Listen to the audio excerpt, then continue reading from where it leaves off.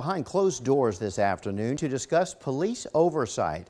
The talks surround something called a G file, which contains unsubstantiated complaints against police officers that did not result in any discipline. They're currently sealed, but Austinites voted to unseal them last year.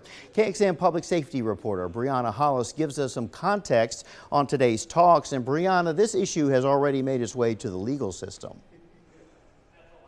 Correct. The roughly year and a half back and forth on this came to a head with a court decision a few weeks ago. A judge says the city unlawfully kept the G files private, after voters pushed forth the Austin Police Oversight Act in May of 2023. And things have been in flux since. There's even questions over who the actual authority is when it comes to making the final decision about the release of these documents. That's part of what was discussed during this afternoon's executive session. It lasted about an hour.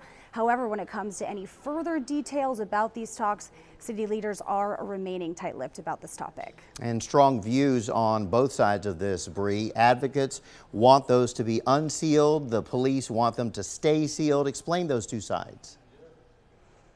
So advocates have long said the public has a right to know not only about these complaints, but also about the internal investigation process into them and the decision-making process about why an officer wasn't disciplined.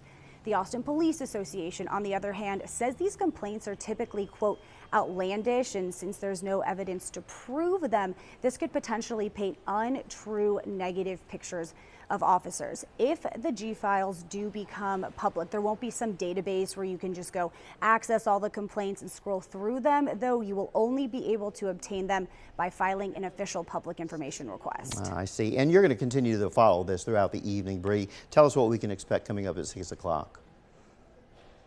Throughout the evening, throughout the next couple months, years even. Tonight at 6, though, we will be diving further into more of these unanswered questions and also addressing how the latest developments are impacting police contract negotiations, another process that's been going back and forth for about a year and a half, Mike. All right. Well, we promise to give you a few days off in between all the months and years that this is going to drag on. Thanks, Bree. Appreciate it.